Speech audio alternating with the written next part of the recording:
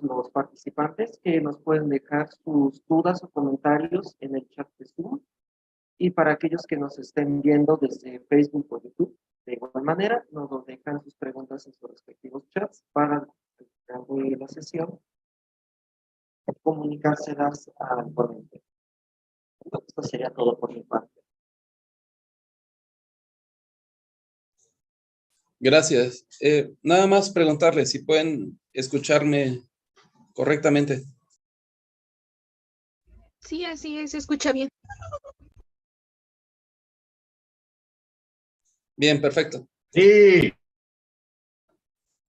Muy bien. Bueno, pues muchas gracias por este espacio, ¿no? Por haberme invitado, al maestro Alan Antonio Castellanos Mora, a los que coordinan el Observatorio Coyuntural Antropológico, a todos los compañeros y amigos que nos están viendo en esta ocasión. Y bueno, ese tema, para esta ocasión, digamos, he elegido uno de los conceptos que estoy desarrollando en la tesis de doctorado. Y bueno, aunque por supuesto y eso debo comentarlo desde un principio, es pues digamos que áspero, ¿no? En varios sentidos. Y como preámbulo tengo que decir que algo que me llevó a esto, a elegir ese tema, a escoger estas líneas de investigación, son dos textos importantes. Uno de ellos es el de Una historia de la religión de los antiguos mayas, de François Baudet. Él ahí propone justamente que debe entenderse y tratar de buscarse el origen del politeísmo maya desde una perspectiva, por supuesto, histórica, ¿no? Viendo cuál es su desarrollo, cuáles son sus formas, sus manifestaciones. Y entonces, bueno, al leer ese libro, yo quedé, pues, con mucha curiosidad, ¿no? Con respecto a cuál sería entonces el origen de los dioses entre los mayas, ¿no? Ya que en el periodo clásico, pues, parecen ya en una forma, dijera Cartaube, ¿no? Los estudios de Cartaube incluso el mismo Schellhas, para el posclásico y el clásico, pues parece que ya hay elementos que puedan indicar que existen dioses, ¿no? Un politeísmo entre los mayas. Pero bueno, entonces me quedó esa duda y algo que me impulsó definitivamente a elegir el tema fue también que, si no estoy mal, es en los mitos del Tlacuache, el doctor Alfredo López Austin menciona que los historiadores estamos obsesionados con los orígenes, ¿no? Y pues sí, ¿no? Definitivamente una de las preguntas que como historiadores siempre nos hacemos es, ¿y cómo surgió todo esto, no? O sea, ¿desde cuándo y por qué inicia este fenómeno? En este caso, la creencia en los dioses entre los mayas. Y bueno, él menciona que en algunos casos es imposible, ¿no? O podría llegar a ser imposible el que se encuentren estos orígenes, ¿no? Que los historiadores tanto buscan. Yo dije, bueno, pues está bien, si es imposible, pues entonces habría que determinar que efectivamente es imposible. Y si algo puede obtenerse, pues también, ¿no? Si algo también puede rastrearse, si algo puede lograr reconstruirse, pues también, ¿no? Hay que ver hasta qué punto. Y en ese sentido, entonces, fue que comencé a investigar respecto a cómo surgen los dioses. Y para eso, por supuesto, tuve que elegir una propuesta teórica que fuera al respecto. Entonces, en ese sentido,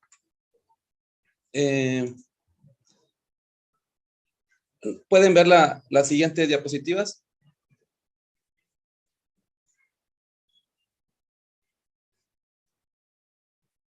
¿Sí se aprecia? No, no, no.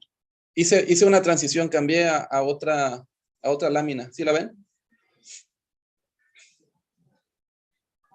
No la puedo ver, maestro. ¿Se sigue viendo la primera donde está la presentación? No, yo no veo nada. A ver, déjeme, voy a salir y de la presentación y entrar a ver qué pasó.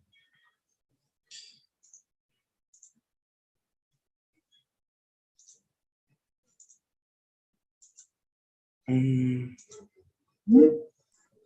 Braulio, ¿puedes intentar compartir tu pantalla otra vez, por favor? sí, no, es que no tengo no tengo el permiso. Mm, pero no está activado el permiso para compartir. A mí me parece que dice que solo los organizadores pueden. No, a ver.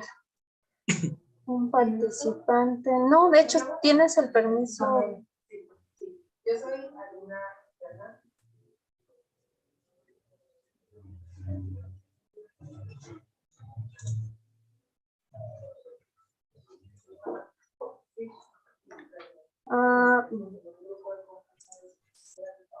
A ver, déjeme. ¿Te sigue apareciendo ese detalle? A ver, voy acá. Ok, ahí ya la estamos viendo. Nomás regresa Ahí. a tu primera Sí. diapositiva, por favor. Bien, entonces ahí sí ya pueden verlo, ¿verdad? Sí. Bueno. Ya. Entonces la primera era esta, no sé si lo lograron ver, pero bueno, es el nombre, ¿no? Y la parte de este preámbulo que les hablaba. Entonces acá sí ya pueden ver la segunda, ¿verdad? Sí. Bueno, entonces ahí el doctor Alexander Foss ha de estar ya aburrido, ¿no? Igual a los otros compañeros, de que cite esta frase, ¿no? Reconstruida, por cierto, de Petazzoni, pero es fundamental para que yo pueda explicar el concepto, para que pueda explicar la teoría, la metodología.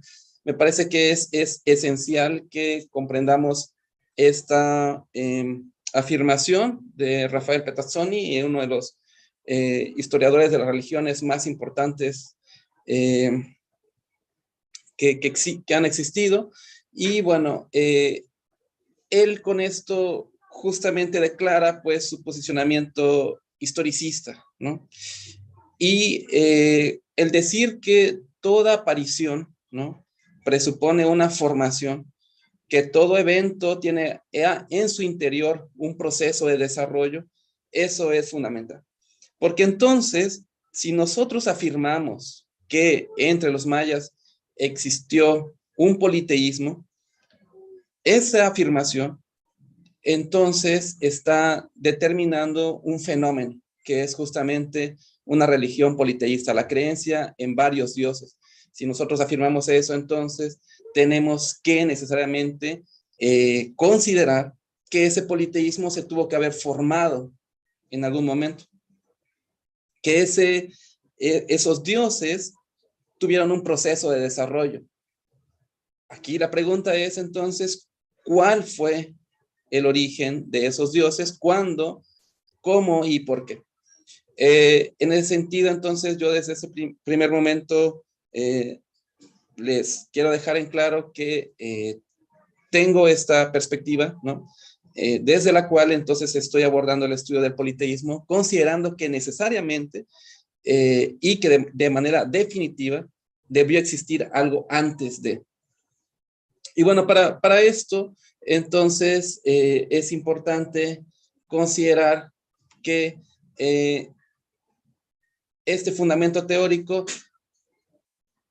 donde se considera el origen, ¿no? De los deísmos, y como deísmos, por supuesto, vamos a tener ahí a dos grandes religiones que serían el monoteísmo y el politeísmo. Los politeísmos, ¿no? Y los monoteísmos. ¿Cómo surgen entonces estas religiones, ¿no? Que tienen la creencia en dioses. Bueno, entonces ambas surgen por una revolución, dice Petazzoni, ¿no? Dice, por una revolución. Esto quiere decir que estas religiones se manifiestan, se expresan a partir de un momento histórico determinado de las sociedades que las han creado. Entonces, estas sociedades que pertenecen o que pueden ser identificadas como politeístas y como monoteístas, están en un momento avanzado de su desarrollo. Es decir, los monoteísmos y los politeísmos aparecen cuando las sociedades están en un punto altamente especializado. Lo que entonces quiere decir que antes de que las sociedades llegaran a este punto de coyuntura, ¿no?, histórica, en la que requieren de personajes divinos para justificar el orden establecido en la sociedad, para justificar la invasión, la guerra, ¿no?, el dominio de unos sobre otros. En el caso del monoteísmo, existió algo antes, ¿no? Entonces, es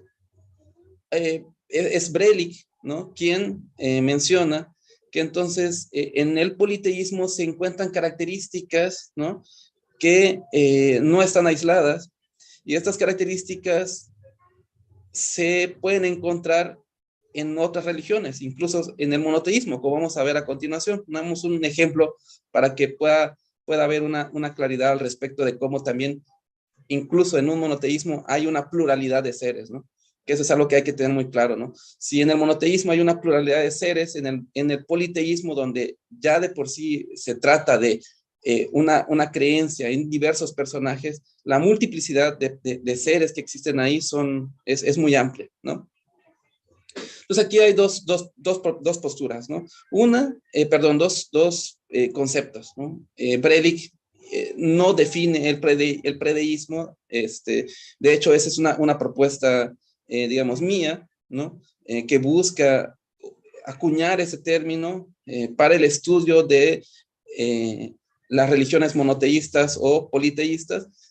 Más adelante voy a definirlo tal cual, pero bueno, Brelich en algún momento en su texto Il Politeísmo, que es una obra también reconstruida de las clases que él impartió, siendo él quien estuviera a cargo de la cátedra de la historia de las religiones en la Sapienza en Roma, utiliza indistintamente dos conceptos, ¿no? Predeísmo, o a veces dice no deísmo, ¿no? O creencias no deístas, para referirse a qué creencias, pues a alguna de las que tienen ahí: la magia, el animismo, el demonismo, el fetichismo, el culto a los antepasados, la creencia en el Señor de los animales, la creencia en el Ser Supremo Celeste, la creencia en el Ser Supremo Terrestre, en los demas, en los héroes, en el totemismo.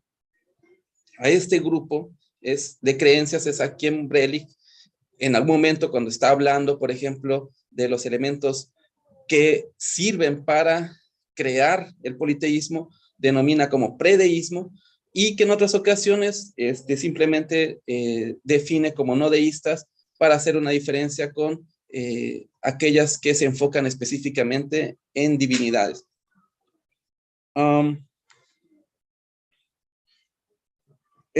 Bueno, aquí mencionar algo. El término predeísta surge en un contexto muy específico, y es el del estudio de la religión romana. A finales del siglo XIX, a principios del XX, los estudios, sobre todo en Alemania, en Inglaterra, comenzaron a impulsarse fuertemente los estudios de las religiones, ¿no? La obra que, digamos, la mayoría considera que es el inicio de todo esto, es justamente la de Max Müller, cuando hace la comparación de lingüística, ¿verdad? Y propone ahí la mitología comparada. Pero bueno, digamos que el auge llega cuando este concepto busca aplicarse al origen de la religión romana.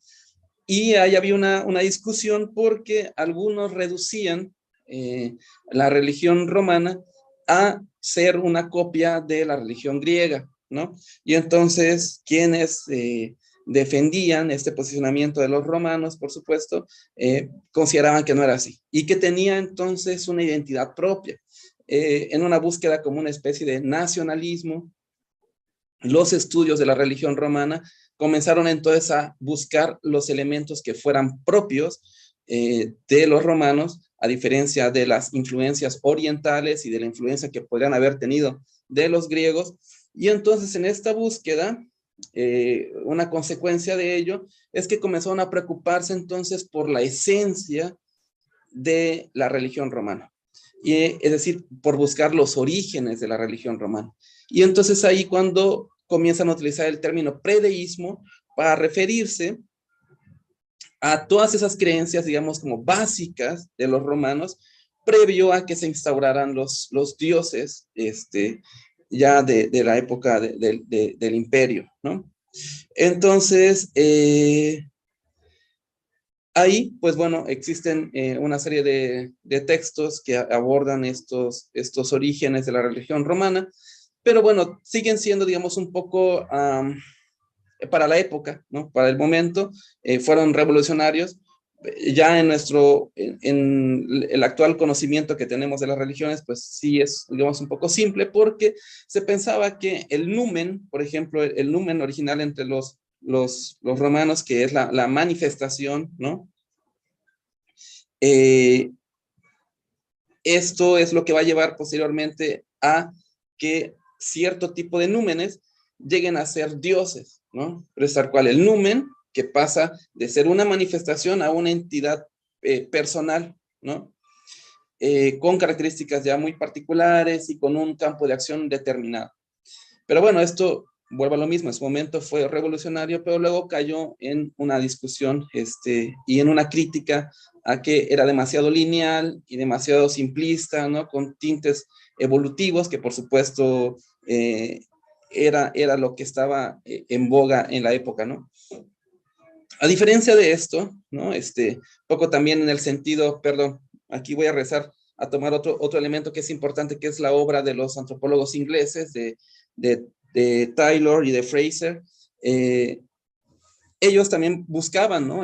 ¿Cuál fue el origen, cuál fue el desarrollo de la religión, de la creencia en los seres personales, ¿no? Que en este caso serían los dioses. Y bueno, ahí recordar únicamente que Taylor proponía el animismo y Fraser la magia, ¿no? Bueno, a diferencia de eso, tanto Raffaele Petrazzoni como Angelo Brelli encuentran que más bien existen una pluralidad de creencias, que son estas que pueden ver ahí abajo, que coexisten, ¿no? Para desarrollar lo que posteriormente va a ser el politeísmo y lo que en otros casos después va a ser un monoteísmo. Esto, aunque este concepto de predeísmo, aunque pueda parecer extraño, Alfredo López Austin ya lo plantea también, con la idea del núcleo duro, ¿no?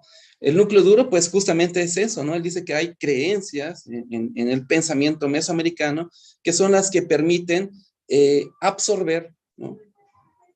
Algunas, otras, y en ciertas ocasiones repeler, ¿no? Entonces, son las que les dan forma, son las que generan la dinámica de la religión mesoamericana. Aunque él no lo dice tal cual, pero sí menciona alguna de estas. Por supuesto, están apegadas a las prácticas económicas, ¿no? Propias de los grupos agrícolas, ¿no?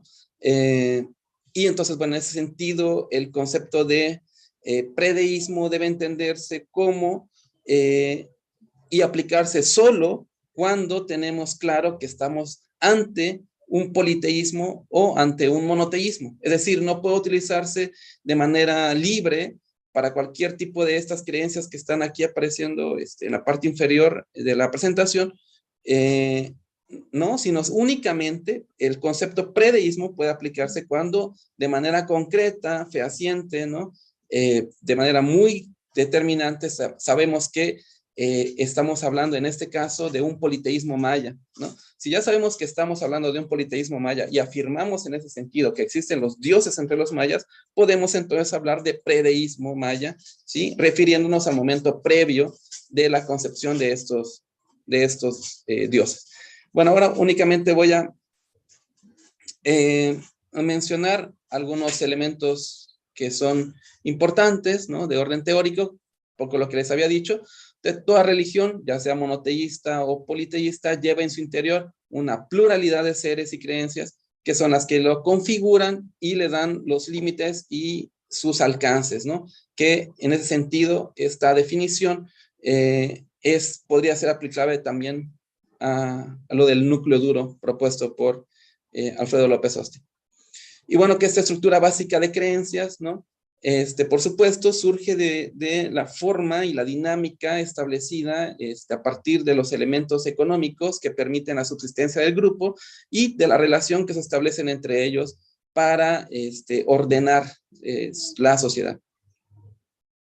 Lo que ya les había dicho, el politeísmo y el monoteísmo son religiones tardías, ¿no? Que corresponden a sociedades altamente especializadas y donde hay una división de clases, ¿no? Podemos decir, ¿no? O una especialización, si no lo queremos ver como una división de clases o clases sociales tal cual, pero sí una división en áreas de actividad. Y bueno, final de cuentas, lo que podríamos considerar es que estos dioses, ¿no? Puede ser uno o pueden ser varios, lo que hacen es justificar básicamente, ¿no? La estructura social, ¿no? Y bueno, entonces lo que les decía, ¿no? Que la definición de predeísmo todavía no la tengo acabada porque pues hace falta que a partir de la aplicación de la metodología vayan surgiendo elementos cada vez más precisos, pero bueno, en general, para esta presentación vale la pena tener en cuenta lo que les decía, ¿no? Solamente cuando tenemos ya claro que se trata de un politeísmo, en este caso es que podemos hablar de predeísmo, ¿no? Y su función principal, ¿no? La función principal de este concepto va a ser que podamos referirnos a los elementos básicos de esta religión, que vamos a ver más adelante, son los que subsisten, ¿no? Que llega, digamos, la religión maya, su proceso, la creación de los dioses, llega la época colonial, y durante la colonia, digamos que el politeísmo, en algunos casos, pareciera desaparecer y pareciera incrementarse justamente estas creencias como la magia, los ancestros, ¿no? Las ánimas, las entidades anímicas, la creencia en entidades anímicas, más bien, el Señor de la Tierra. Es decir, lo que pasa es que no es que surjan, ¿no? Sino que esa base, ese núcleo, ¿no? Justamente del que hablaba López Austin, es el que perdura. Mientras que esta estructura que justificaba la organización social y política del periodo clásico, del periodo postclásico, desaparece, por supuesto, porque se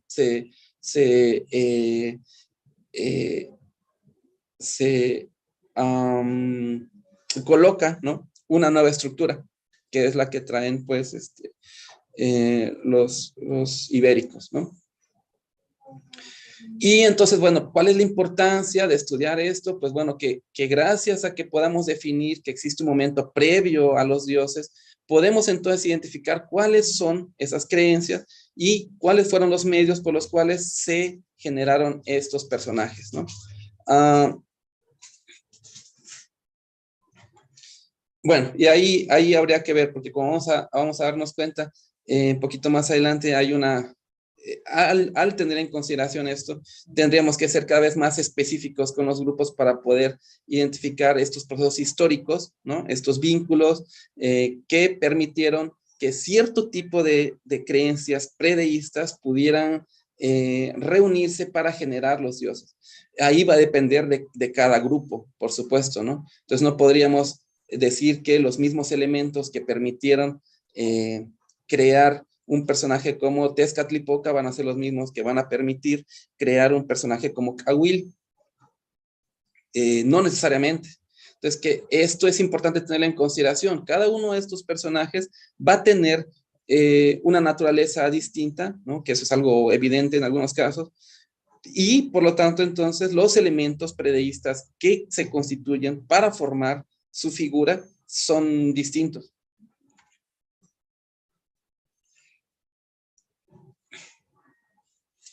Bueno, y entonces aquí, ¿cuál es la propuesta? En ese sentido, además, sigo no solamente la teoría, sino también la metodología de la historia de las religiones, propuesta por Peterson y por Brelich, y es el método histórico comparativo, ¿no? Entonces, a partir de este método comparativo, es que se puede comprender cómo estas creencias existían en la antigüedad y también existen incluso actualmente, ¿no? Por lo menos en la primera parte del siglo XX hay varias comunidades, ¿no? Mayas, en las que puede verse estas creencias pues, bastante arraigadas, ¿no? Y la comparación justamente lo que va a permitir es que la carencia que tenemos de algunas fuentes para el periodo preclásico, para el clásico, con respecto a las coloniales y las fuentes etnográficas, entonces nos permita reconstruir no el proceso, sino la funcionalidad. Y esa funcionalidad, entonces, por ejemplo, del animismo entre los mayas, nos va a permitir comprender cómo es que probablemente esa dinámica fue la que permitió que se desarrollaran los dioses para el periodo clásico. Bueno, aquí les había dicho que íbamos a dar una vueltecita por otra religión para darnos cuenta cómo esto del predeísmo aplica también incluso hasta para el monoteísmo. Y bueno, acá pues muy rápidamente mencionar que el Antiguo Testamento está plagado de ese tipo de personajes, ¿no? Y de creencias. Por ejemplo, una de ellas, y bueno, el Antiguo Testamento, pero también, digamos, en este caso, tomé un ejemplo del Nuevo Testamento, y es esto de los endemoniados gadarenos, ¿no? También ahí Alexander y Alan, pues ya han de estar aburridos, pero a mí es uno de los pasajes que más me gusta, ¿no? Porque se me hace muy, muy curioso, pues, ¿no? Entonces resulta que Jesús va, ¿no? A un pueblo y se encuentra un endemoniado, ¿no? Ahí cerca de un cementerio. Ahí los evangelios fluctúan, ¿no? Unos dicen que era uno nada más, otros dicen que eran varios. Como quiera que sea, estaban endemoniados y el pueblo pues no se acercaba a ellos y ya lo tenían ahí como relegados, ¿no? Sabían que andaban por ahí. Pero bueno, llega Jesús y entonces lo reconocen, el demonio o los demonios que poseían a estas personas, lo reconocen y le dicen, no me hagas, que no, les pide que no les haga nada. Y bueno, al final lo que hace Jesús es que expulsa a los demonios del cuerpo de esos humanos y los envía a un hato de cerdos. Entonces, los cerdos enloquecen, ¿no? Por la posesión demoníaca y se avientan hacia un precipicio, ¿no? Entonces, cuando las personas llegan y ven, pues, que Jesús hizo esto, lo corren, porque, por supuesto, no les cayó en gracia que haya enviado, ¿no? A estas entidades demoníacas a los cerdos, ¿no? Que eran pues, eran de su propiedad, y que estos se hayan arrojado al abismo, ¿no? O sea, ¿qué nos explica esto? Bueno, además de eso hay un libro, pues, que si les interesa, ¿no? Podrían profundizar en él, que es que aparece aquí, de Fraser, el folclore en el Antiguo Testamento, y él aborda ahí justamente, ¿no? Cómo estas creencias se encuentran ahí, en ese previo a la llegada de Jesús y la instauración del cristianismo y todo esto, ¿verdad? Pero bueno, aquí lo importante es que se cree entonces que existen entidades anímicas, ¿no? Sí, en este caso demonios, y bueno, esto por supuesto viene desde Sumeria, ¿no? Desde los sumerios, que estos demonios, las enfermedades, por ejemplo, son consideradas como demonios. O sea, uno no se enferma por comer un taco con salsa ya descompuesta, sino se enferma porque hay un demonio que posee, ¿no? El cuerpo, y entonces hace que se manifieste dolor en el estómago, en la cabeza, que vomite, que actúe de alguna forma. Y entonces este tipo de creencias están ahí en el cristianismo, ¿no? Están ahí en las creencias presentes del Antiguo Testamento, del Nuevo Testamento, incluso.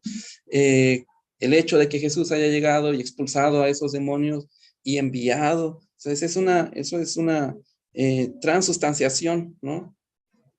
De esos elementos anímicos que pueden pasar de un cuerpo a otro, pues, ¿no? el hecho, por ejemplo, de la serpiente de bronce, ¿no? Como un objeto también que tiene poder, ¿no? Ahí se involucran también elementos mágicos, ¿no? Porque tiene que ser concretamente una serpiente, porque tienen que ver específicamente a los ojos. Esa forma de actuar, pues es justamente lo que también puede verse en Juan 9:6, cuando Jesús cura a un ciego que era ciego de nacimiento, escupiendo la tierra y haciendo una masita con la tierra y colocándose en los ojos. O sea, eso es magia. ¿Por qué? Porque tiene que, digamos, a veces decir ciertas palabras, hacer ciertas acciones para que puedan ocurrir estas milagros en este caso, ¿no? Y bueno, esos son solamente algunos ejemplos, pero en realidad eso también ocurre en el Islam, ¿no? La piedra que se encuentra en la Kaaba, ¿no? Las propiedades que se le atribuyen, la creencia en los genios, ¿no? Que son los que resguardan ciertos poderes, ciertas riquezas en el desierto, existen. Es decir, no solamente existe Dios, ¿verdad? Todopoderoso, que creó el mundo, que creó al humano, sino que existen estos otros personajes que también tienen ciertos poderes. ¿Sí? Y eso ocurre en el monoteísmo. Entonces, ahora imagínense en el politeísmo. Eso es una cosa que Brelik explica, también es una parte de los límites del politeísmo, porque entonces llega un momento en que esta cualidad de poder regir o tener un poder sobre, digamos, la lluvia, ¿no? Se traslada a otras cosas, a incluso a cuestiones del día a día, ¿no? De cosas cotidianas, pues, ¿no? Y que es algo que también, por supuesto, ocurría con los romanos, ocurría con los griegos, donde entonces hay personificaciones de casi todo, de los números, ¿no?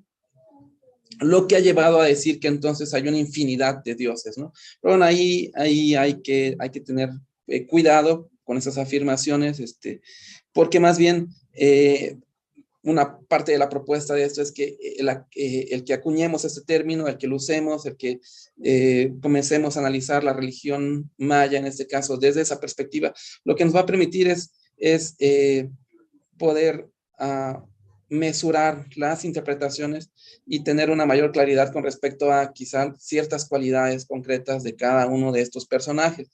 No todos los personajes que sean antropomorfos o que tiendan al antropomorfismo van a ser considerados como dioses, pues, ¿no? Ahí hay que tener un poco de cuidado. Pero bueno, les mencionaba esto tanto de el Islam como del judaísmo, porque, bueno, definitivamente, a pesar de que existe la creencia en un solo Dios, también hay otros personajes, ¿no? Y bueno, concretamente, un ejemplo que también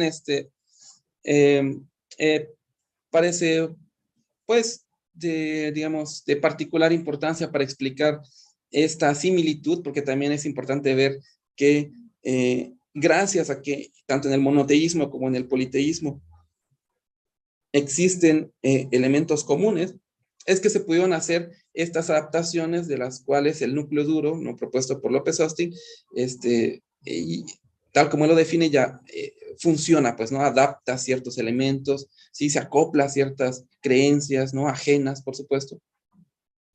Y otras las repele. En este caso hay un elemento común que es, en el caso del cristianismo, son los mártires, ¿no? Entonces estos seres, ¿no? Estos humanos que tuvieron una vida digna, que se esforzaron, se esmeraron por vivir con base en las enseñanzas de Cristo, que hicieron todo lo posible por merecerse el cielo, pues tanta sacralidad, ¿verdad? Dicen algunos de los primeros documentos del cristianismo, tanta sacralidad incluso, ¿no? Llegó hasta sus huesos, pues hasta su ropa, ¿no? Y entonces cuando estas personas los matan, ¿no? Por andar predicando el evangelio, por andar haciendo cosas buenas, pues los matan y entonces se convierten en mártires.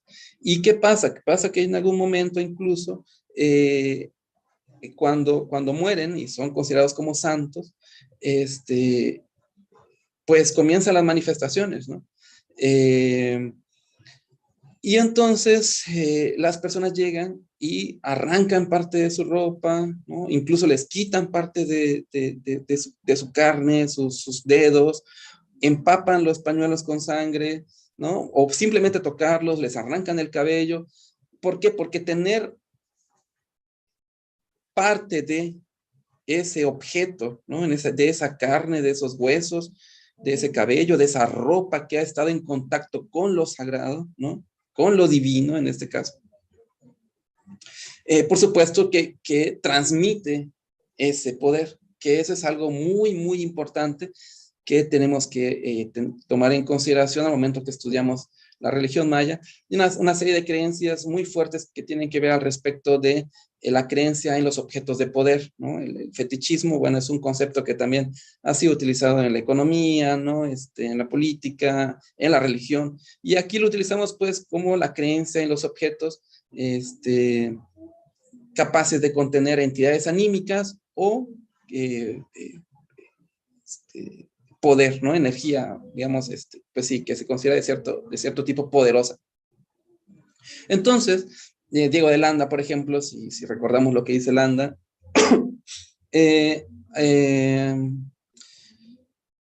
dice que alguno de estos ancestros, ¿no? Cuando morían, dice que conservaban el cráneo, dice que le juntaban una suerte de betún, ¿no?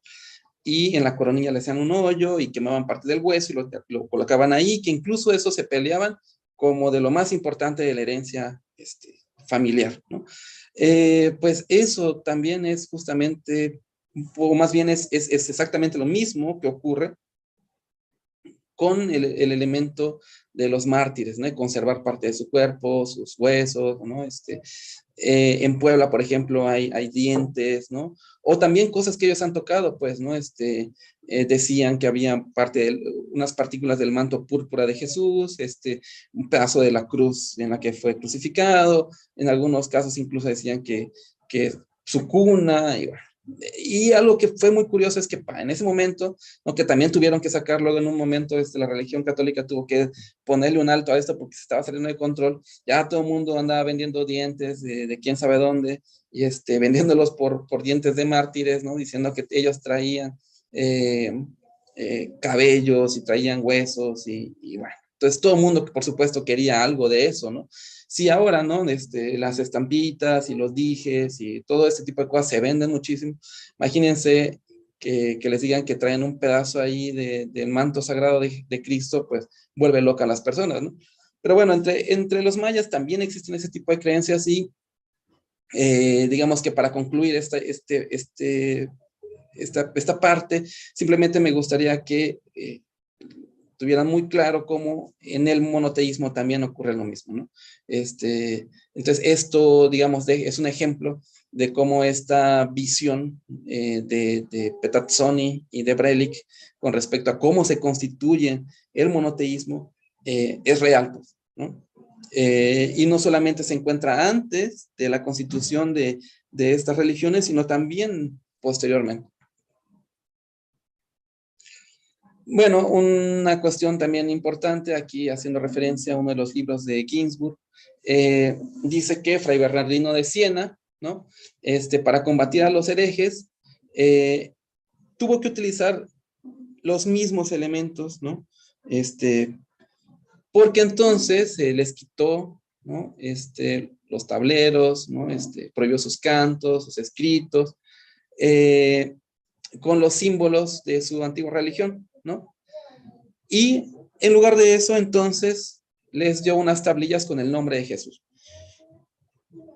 Esto justamente explica cómo no solamente, ¿verdad?, aquí en territorio mesoamericano, sino también en Europa, existían estas creencias, y en la cuestión de los amuletos, por ejemplo, ¿no? Y bueno, esto es algo muy interesante para comprender cómo justamente también en el cristianismo se cae en estos ejemplos. Bueno, por eso también el título del trabajo está titulado así, ¿no?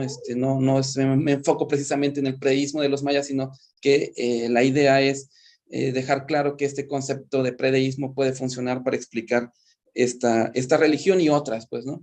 Vean, por ejemplo, lo que pueden ver en su pantalla es un cuadro que se encuentra en Perú, donde se busca representar el concepto de la Trinidad, ¿no?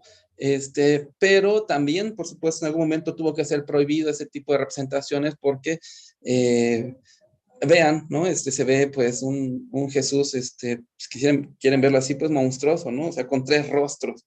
En algunos casos eran incluso, lo escogí porque se ve bonito, pero en otros casos es tricéfalo, ¿no? O sea, no solamente tiene 3 caras, sino que tiene 3 cabezas. Y esto, pues, por supuesto, habría que pensarlo porque en el caso de los mayas y de otras religiones politeístas, ¿no? Pues ocurre algo similar. Entonces, esto nos sitúa en este sentido que justamente, pues, ¿no? Estas creencias antiguas son las que llega un punto incluso en el que tienen que modificar, ¿no? O ponen en tela de juicio las doctrinas, ¿no? Cuando tratan de colocarse doctrinas muy marcadas, llega un punto en el que las tienen que deformar o las tienen que modificar o tienen que surgir ese tipo de representaciones para poder explicarlas. Pero son tan importantes que se tienen que mantener, ¿no? ¿Por qué? Porque son esa esencia de esa religión, es la esencia, es ese núcleo duro, es esos elementos predeístas, ¿no? Que cuando llegan los dioses son los que le dan forma, pues. Entonces se tienen que mantener. Y bueno, ya para aterrizar concretamente en el caso de los mayas, bueno, tenemos entonces, y aquí he tratado de organizarlo un poco, acá sí caigo pues, digamos, todavía en un... no está del todo definido, pues porque se requiere más investigación al respecto del orden, ¿no? En el que se puedan haber ido sucediendo, claro, por supuesto, esto es sumamente ambicioso, ¿no? También tengo que mencionarlo. Lo otro es que renunciara y simplemente dijera las creencias predeístas, que eso ya lo he dicho en el artículo que es el que les hicieron llegar, de implicaciones histórico-religiosas del politeísmo maya. Bueno, ahí ya lo mencioné, pues son el animismo, la magia, ¿no? La creencia en el Señor de los animales, en el Señor Supremo Terrestre, el Celeste, los antepasados, los héroes, el fetichismo. Y me quedaré hasta ahí, pero bueno, poco con esa ambición que les digo, en un principio retomé de lo que mencionaba López Austin acerca de la obsesión de los historiadores por los orígenes, pues he pensado que podría incluso reconstruirse también como ciertas fases dentro de estas creencias previas a los dioses, ¿no? Un elemento primordial que se manifiesta tanto desde los periodos más antiguos, ¿no? Podemos decir preclásico hasta la actualidad, es justamente la creencia en las entidades anímicas, ¿no? Ahí Figueroa Pujol, ¿no? En la excelente etnografía que hace de Hankook, retoma la definición que le da uno de sus informantes para hacerle entender cómo funciona la cuestión del cuerpo y las entidades anímicas. Entonces, ahí lo que dice, y una definición que sirve mucho para entenderlo, es esta, ¿no? Dice que somos una caja, ¿no? Es que el ser humano es una caja, básicamente. Y que lo que le da justamente el color, la personalidad y todo eso son las entidades anímicas. Entonces nosotros somos un recipiente, básicamente, ¿no? Somos un recipiente. La parte física, digamos, es un recipiente, pero lo que le da todas esas cualidades es justamente las entidades anímicas.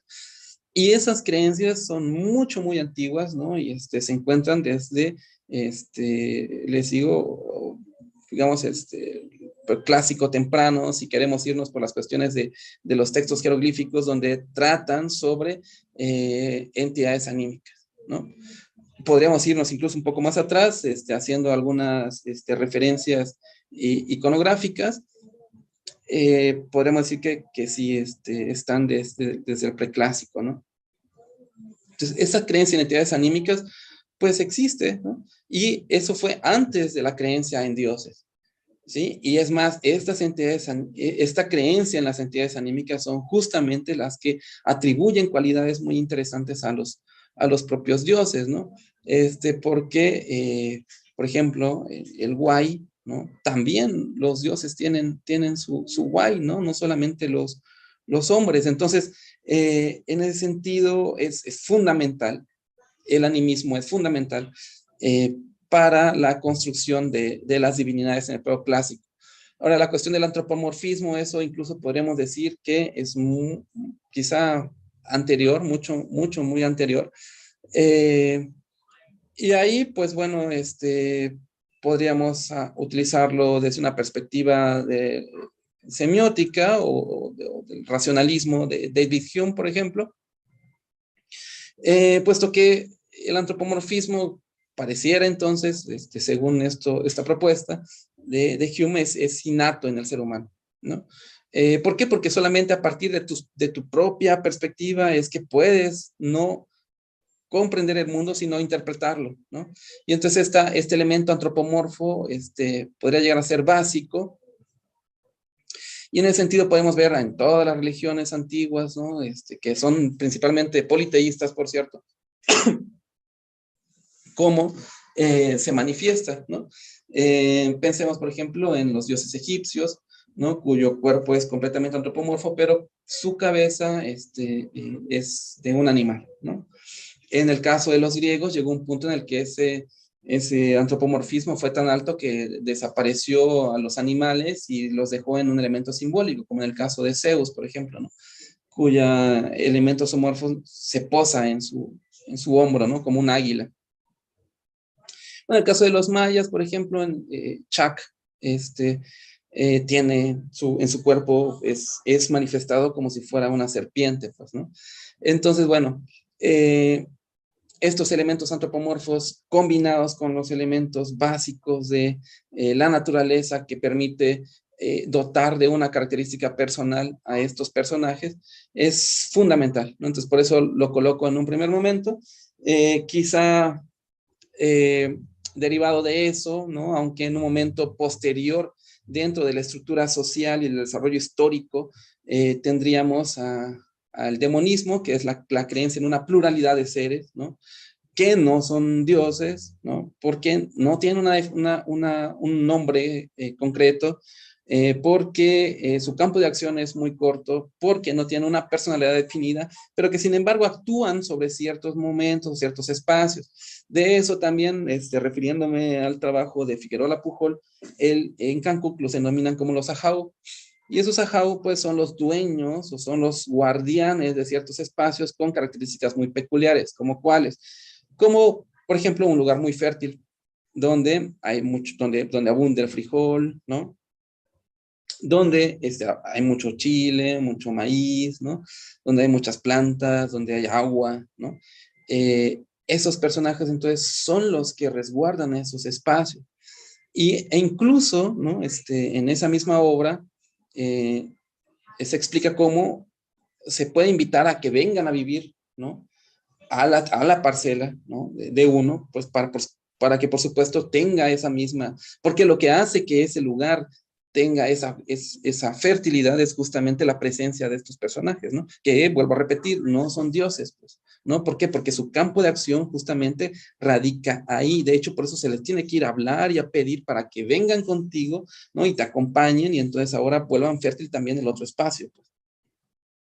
Pero bueno, este momento yo personalmente considero que es en una fase posterior, ¿no? De organización social. Quizá a la par entonces del animismo haya surgido esta creencia en la magia, ¿no? Y la magia es una cuestión también fundamental para comprender el politeísmo de los antiguos mayas. Y son características, por supuesto, que se le atribuyen posteriormente también a los dioses, ¿no? Por ejemplo, Itzamnaj. Cuando puede,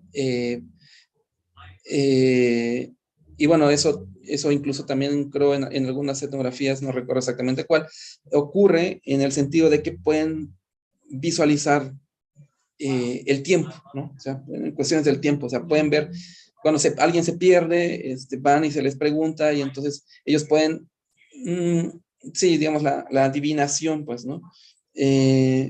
Saber en dónde están, ¿no? O qué hicieron antes o algo así. Bueno, con respecto al futuro no estoy muy seguro, pero sí el presente y respecto al pasado. Tiraban frijoles, por ejemplo, ¿no? Unos huesos, por ejemplo, las fuentes mencionan eso, ¿no? La cuestión de los espejos, ¿no? Entonces, la creencia en estas cuestiones mágicas también son muy antiguas entre los mayas y también prevalecen todavía, ¿no? En la actualidad, y me refiero particularmente a algunas etnografías que tratan sobre principios y mediados del siglo XX, ¿no? Bueno, lo del demonismo, pues ya lo mencioné, y hay una serie de personajes que son muy curiosos, que desde mi perspectiva generan una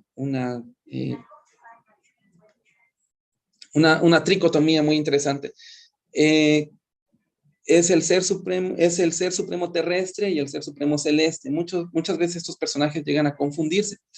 En el caso, particularmente de los mayas, el ser supremo que pareciera, ¿no?, regir sobre esta esfera celeste es Itzamnaj, ¿no?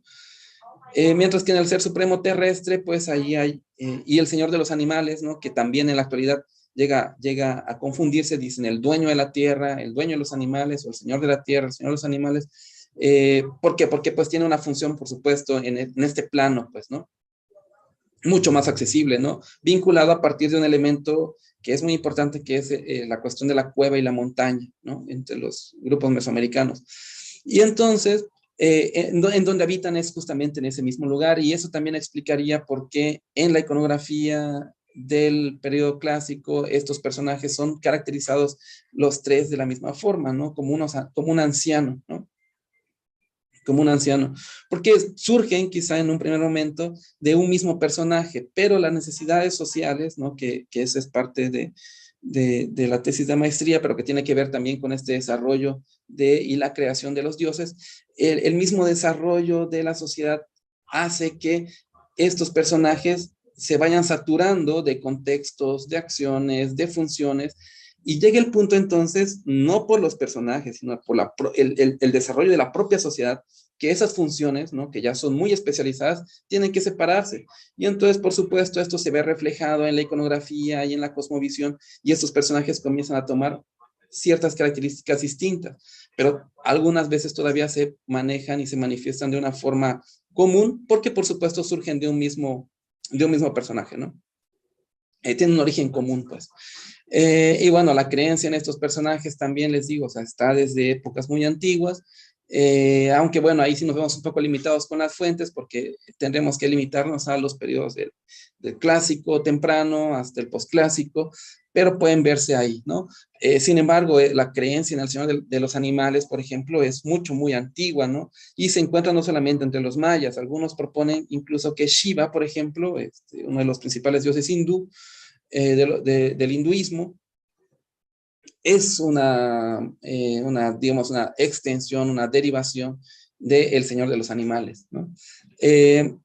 Y bueno, esto se da de manera natural en las sociedades que son cazadoras-recolectoras, ¿no? Porque por supuesto tienen que vincularse con los animales, ¿no? Los elementos cinegéticos, ¿no? El ser supremo terrestre, pues tiene que ver mucho más con el tiempo, ¿no? Por supuesto, con la cuestión del sol, de los astros, de la adivinación, del calendario, ¿no? Y el terrestre, pues tiene que ver con la agricultura, ¿no? La fertilidad y ese tipo de cosas. Entonces, bueno, ahí es importante ver cómo entre los mayas también confluyen, ¿no?, estos elementos, pero desde mi perspectiva, podrán considerarse como parte de un elemento primordial, ¿no?, que después se va desdoblando y genera estos personajes ya más particulares. Algo que también es muy importante y que eso por supuesto, tiene que verse en un momento muy avanzado de la sociedad, es la creencia en los antepasados, ¿no? Y cómo estos antepasados justifican, y eso es básicamente lo que hace el Popol Vuh en su segunda parte, con la parte histórica, pues lo que están haciendo es justificar por qué ellos tienen que habitar ese territorio, y para eso tienen que contar toda la historia. Y te van diciendo entonces quién fue el primero, ¿no? ¿Dónde estaba? ¿Quién fue el segundo? ¿Quién fue el tercero? Entonces, a partir, y bueno, eso no solamente en el Popol Vuh, también en monumentos, por ejemplo, de Copán, se puede ver claramente la sucesión dinástica, ¿no? También en Palenque, por supuesto. Y cómo es necesario que se vayan, digamos, relevando, ¿no? Generacionalmente, y la importancia entonces de mantener el vínculo con los antepasados. De eso, también en Naranjo, por ejemplo, en el artículo ahí coloco una referencia donde sacan los huesos, ¿no? Exhuman los huesos de una mujer, y tanto el gobernante de Tikal, y si no estoy mal, el de Naranjo, hacen un ritual de sangría para invocarla, pues, ¿no? Entonces, en estas creencias no radica o no tienen nada que ver los dioses. O sea, todo lo que estoy hablando, no hay dioses ahí. Pero estas son las bases sobre las cuales van a generarse entonces posteriormente los dioses. Desaparecen los dioses y esto continúa, por supuesto, ¿no? Todavía siguen existiendo, ¿no? En la península, por ejemplo, se sacan los huesos, se limpian, y hay una preocupación por estos elementos que ahí lo vinculo, llega hasta el punto del fetichismo, ¿no? Que el fetichismo, como les decía, es la creencia en que hay ciertos objetos, ¿no? Sean naturales o manufacturados, que son capaces de tener o resguardar ya sea una entidad anímica o una fuerza, ¿no? Una energía específica. Esa creencia en los fetiches, pues también ya fue demostrada, ¿no? Principalmente por el doctor Alexander Foss, ahí tiene un artículo que aborda este culto. Y aquí hay una cuestión bien interesante, porque el fetichismo es entonces uno de las principales vías, considero, ¿no? Además de las otras, porque ahí puede haber una variación en cuanto a qué personaje específicamente estamos hablando, pero el fetichismo cumple un papel importante en esta triada de dioses que se encuentran extendidas en varios sitios del área maya para el periodo clásico. Tardío, por supuesto, principalmente, perdón. También en Chichén y en otras zonas están estas triadas de dioses, pero es en el clásico donde se manifiestan, digamos, con mayor fuerza, ¿no? Pensemos en Palenque, ¿no? El G1, el G2, el G3.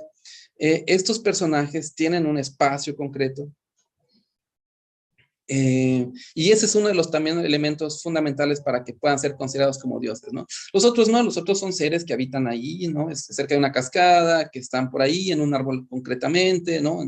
Cerca de ciertos animales, en una cueva, te pueden transmitir una enfermedad, pero eso no son dioses, pues, ¿no? Esos son seres que han habitado mucho antes, digamos, si lo queremos ver así, que los dioses, ¿no?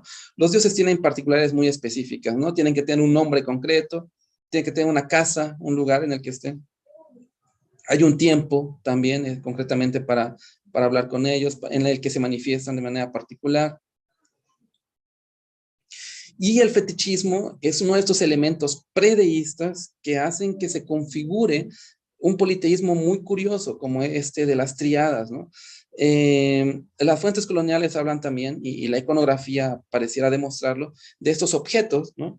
Hechos pareciera principalmente de madera, ¿no? Que eran envueltos en mantas, ¿no? Y resguardados en el interior de los templos. Estos objetos, entonces, son de cierta forma un vehículo para la manifestación de ciertos dioses, que son estos que tienen que ver con las dinastías, ¿no? Que tienen que ver con, bueno, sí, principalmente las dinastías, y porque son como especie de antepasados míticos, ¿no? Que sirven entonces para cohesionar grupos que probablemente no eran que no tenían una afinidad étnica única, ¿no? Entonces, crear ese antepasado mítico les permite tener una relación y establecer una comunicación, una fortaleza, una alianza y desarrollarse, potencializar, digamos, su desarrollo. Pero entonces, bueno, el fetichismo es una de las creencias también previa, que no necesita de dioses, ¿no? Para existir, que existe por sí misma y que está extendida también en todas las religiones. Y en muchas, ¿no? Y es más, constantemente suele ocurrir, ¿no? Que hay personas que eso, ¿no? Tienen que cargar su cruz por hablar de algo, ¿no? Que es muy común, es las estampitas, las imágenes, ¿no? La forma de interactuar con estos personajes, por qué se les da de comer, ¿no? Bueno, esto ya hablando de otros personajes, no del cristianismo, sino de otras creencias, se interactúa con ellos, se habla con ellos. Los Utugiles tienen un personaje muy, muy interesante que es el Rilahmam, ¿no? O el Mashimón, que en Semana Santa justamente acaba de pasar. Lo bajan, lo arman, y van y hablan con él, le piden consejo, le piden ayuda, le dan de comer, beben, comen y beben con él, pero es una madera, pues, ¿no? Tallada. Entonces, estas creencias, todas estas creencias que acabo de mencionar son la base, ¿no? Esa es la propuesta, ¿no? Serían lo que López Austin denomina el núcleo duro. Para este caso sería el núcleo duro de la religión maya, serían las creencias previas a la creación de los dioses, y son los elementos predeístas justamente los que van a permitir establecer las líneas sobre las cuales se van a ir generando las divinidades. Bueno, no sé, creo que me extendí un poco, pero espero que haya quedado claro. De todas formas, ahorita, no sé si hay tiempo, pueden preguntar y entonces iré ampliando un poco más sobre algunos elementos que hayan quedado en duda, ¿sí? Pero bueno, de mi parte, es todo, así que les agradezco mucho haberme escuchado. Gracias.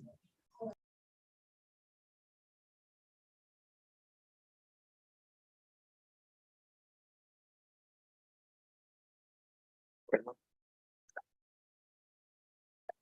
este,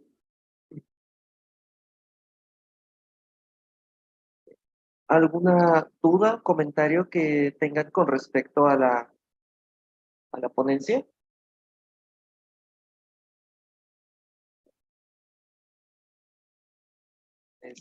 Comunico que por el momento no tenemos comentarios ni dudas de Facebook ni de YouTube. Si quieren, y no hay ahorita en el chat, pero si gustan,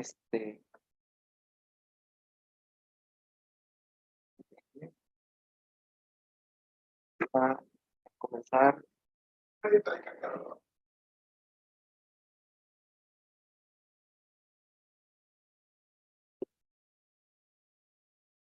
Si gusta comentar,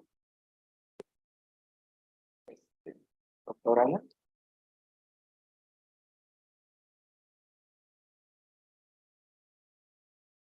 Sí, no, gracias. La verdad es un tema sumamente interesante, del cual ya hemos platicado muchas veces y como bien dice el doctor Alexander Voss,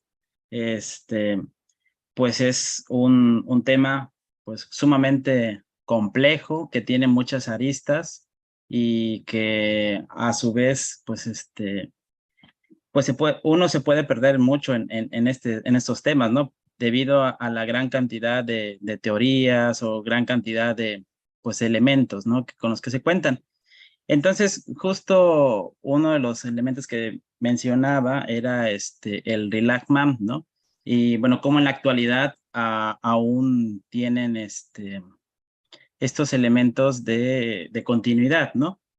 Entonces, aquí, pues, una duda o comentario más bien sería, ¿cómo podemos ver o cómo podríamos nosotros conectar distintos personajes que todavía vemos o más bien, que todavía podemos, tener en cuenta o conocer, como por ejemplo el Señor de la Tierra, o Dueño de la Tierra, ¿no? Que de repente aparece en muchos lugares cuando se hacen inauguraciones de casas o cuando se va a ver alguna montaña, etcétera. Entonces, si alguien quisiera hacer algo sobre el Señor de la Tierra, o sea, ¿qué nos aconsejarías para poder pues, vincularlo o poder estudiarlo partiendo desde la actualidad hacia un pasado? Sí, gracias, maestro. Bueno, aquí definitivamente la recomendación sería la comparación, ¿no? Porque la comparación nos va a permitir otorgar una mayor precisión al momento de definir, por ejemplo, qué es lo que entenderíamos como Señor de la Tierra en el caso de los mayas. La comparación en ese sentido tendrá que partir en un primer momento de las fuentes que tenemos para el lugar en concreto, ¿no? Digamos en este caso, Ochuc, ¿no? Y entonces esa comparación tendrá que venir de las fuentes para ver a través del tiempo cuáles son los elementos que han podido cambiar o que han podido permanecer. Las diferencias entonces tienen que estudiarse a partir de los elementos que pudieran haber marcado como un proceso de cambio, ¿no? En un primer momento, para después entonces ver las continuidades. Ya, por ejemplo, también más adelante en este mismo seminario, el doctor Marcial Méndez hará referencia a un personaje que es muy interesante, ¿no? Que es el Ajau, ¿no? Y cómo ha venido transformándose. Entonces, bueno, la comparación en un primer momento de este mismo personaje entre las fuentes. Y después de personajes que podrían considerarse con una similitud en otras comunidades, ¿no? Fuera de Ochuc. ¿Por qué? Porque entonces ahí a partir de eso es que podríamos establecer cuáles son los elementos fundamentales para que exista este personaje, ¿no? Algo que ha ocurrido, por ejemplo, y retomando el caso del Rilajmam, es que este Rilajmam antes no existía. Pero llegó un momento en el que tuvo que volver a surgir un personaje que tuviera estas características y entonces es cuando se manifiesta. Y ese momento histórico entre los Utugiles es la guerra, ¿no? Que está ocurriendo, la represión militar por parte del gobierno a la comunidad. Ese elemento entonces es el que nos hace entender cuál es una de las principales funciones del Rilajmam, ¿no? ¿Por qué? Porque entonces este personaje surge para contrarrestar el poder, digamos, que existía y que de cierta forma ejercía la religión católica a partir de la figura de Cristo, ¿no? En la procesión que se hace en Semana Santa va tanto la figura de Jesucristo como el Rilajmam, y en un punto los que van cargando a Cristo se van hacia la izquierda, hacia donde está la capilla católica, y el Rilajmam se va para este lado. Y los Utugiles lo que hacen es girar justamente su rostro hacia el Rilajmam. Entonces, estos elementos que constituyen la personalidad del Rilajmam son muy interesantes porque tienen cualidades de antepasado, ¿no? Porque tienen elementos fetichistas y porque tienen elementos animistas también, que estos tres, ¿no? Yo lo estoy diciendo ahora así de pronto, ¿no? Pensando en esa figura, serían los elementos principales que otorgan su personalidad, ¿no? Y que justifican su regreso, digamos, si lo queremos ver así, o su manifestación más bien, su manifestación actual entre los Utugiles. A partir de entender entonces ese elemento, ¿no? Iríamos, como dice Bloch, del presente hacia el pasado. Aquí mi sugerencia entonces es que se retome una figura particular del Señor de la Tierra, se estudie en comparación con las fuentes para encontrar sus elementos similares y diferentes, y después se compare con otros personajes que tengan características particulares del Señor de la Tierra en otras comunidades para entonces poder entender cómo es que funcionan. Ahora, eso pasarlo para la parte prehispánica, por supuesto, en una reconstrucción que quisiéramos pura, ¿no? y continua, podría llegar a ser una cuestión imposible, pero sí nos permitiría tener un esbozo general de cómo es que estas funciones podrían haber sido cumplidas también en un momento más antiguo, pues, ¿no? Aunque eso queda en una cuestión de esbozo, porque no tendríamos suficientes elementos para comprobar que efectivamente haya sido así, pero nos permitiría comprender cómo es que estas funciones particulares, ¿no? Como es la creencia en el Señor de los animales y de la tierra, sigue persistiendo en todas aquellas sociedades que puedan dedicarse de alguna forma a la agricultura y a la cacería, ¿no?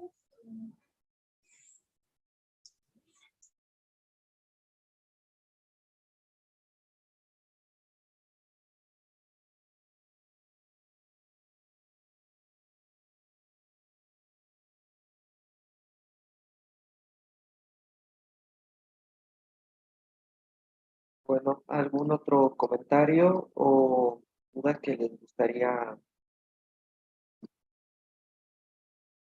Aquí hay una duda de Iris Hernández.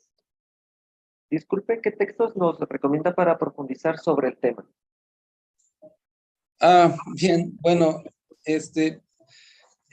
ahí hay un texto que es fundamental, digamos, para comprender más bien la cuestión del predeísmo, ¿no? Porque la cuestión sobre los mayas, les había dicho, únicamente está, bueno, yo conozco nada más el texto del doctor Alexander Foss, que está por aquí, ¿no? Que trata acerca de los fetiches en el área maya, las cruces parlantes también, ¿no?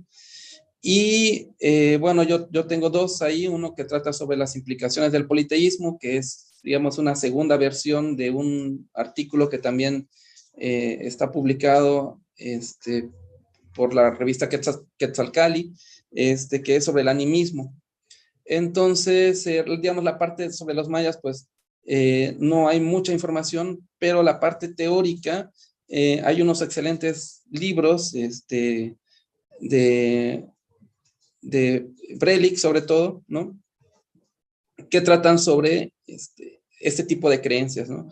Es un manual de historia de las religiones y sobre el politeísmo, ¿no? Por alguna extraña razón, no se ha continuado mucho sobre el tema y por eso es que a mí me interesa que se retome, ¿no? Que se retome el concepto para el estudio del politeísmo, principalmente. Y bueno, en ese sentido, digamos, la mayor parte de la literatura está en italiano. Hay también muchas cosas en alemán, porque, como les digo, es algo que surgió justamente en el estudio de los romanos, ¿no? De la religión romana que estaban haciendo los alemanes a finales del 19, a principios del 20. Y por supuesto, digamos, si lo que necesitamos es como mucho más información sobre estas creencias, pues tenemos la rama dorada de Fraser, ¿no? También los trabajos de Eliade, ¿no? En ese sentido, no la parte teórica, por supuesto, ni metodológica, eso no lo recomiendo mucho, pero sí toda la información que tiene respecto a un montón de creencias alrededor del mundo, ¿no? En ese sentido, sí, está la enciclopedia de la historia de las religiones también, que en un principio fue coordinada también por Eliade, la primera edición, son como 17 tomos, son muy buenos, porque ahí traen mucha información al respecto de todas partes del mundo y entonces uno puede ahí darse cuenta cómo efectivamente estas creencias, por ejemplo, en el Señor de la Tierra, el Señor de los Animales, la creencia en la magia, la creencia en las entidades anímicas, pues no son exclusivas del área mesoamericana y están extendidas en todas partes del mundo, en todas épocas y en ese sentido, pues creo quizá valdría la pena primero leer un poco sobre estas creencias, ¿no? Que en otras partes, para después entonces regresar a los mayas y tener una visión un poco más amplia, ¿no?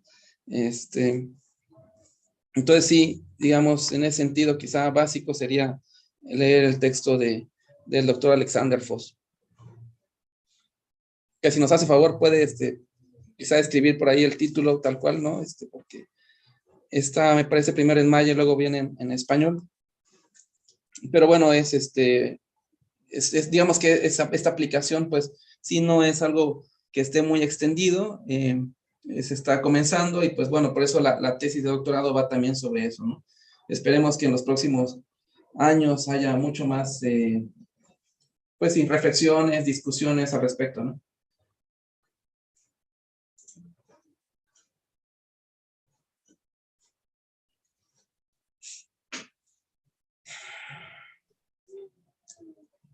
¿Alguna otra duda o comentario que les gustaría externar en este momento?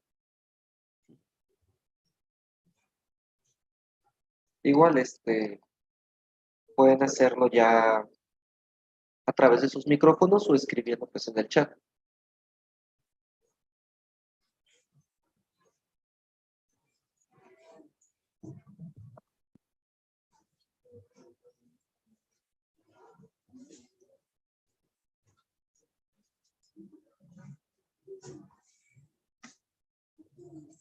Bueno, entonces, si ya no hay más dudas o comentarios por el momento, creo que sería bueno ya dar por finalizada la sesión de hoy. Les recordamos que la tercera sesión será el día 16 de mayo, a la misma hora, por el mismo link.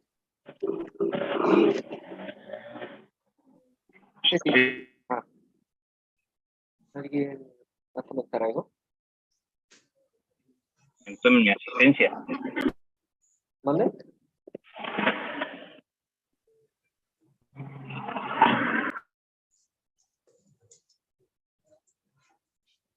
Bueno, ¿cómo se dice? La tercera sesión que se titulará Ritos de invocación y sacrificio, su contexto, estructura y función, impartida por el doctor Alexander W. Foss. Kalim. ¿Qué aquí no? En esta parada. El formulario de asistencia ya se compartió en el chat para que puedan registrar su asistencia y pues muchas gracias por su participación el día de hoy. Muchas gracias, doctor Braulio. Creo que ya entonces damos por finalizada la sesión de hoy. Sí, gracias a ustedes y saludos a todos. Gracias. Entonces, hasta luego. Nos vemos en la siguiente sesión.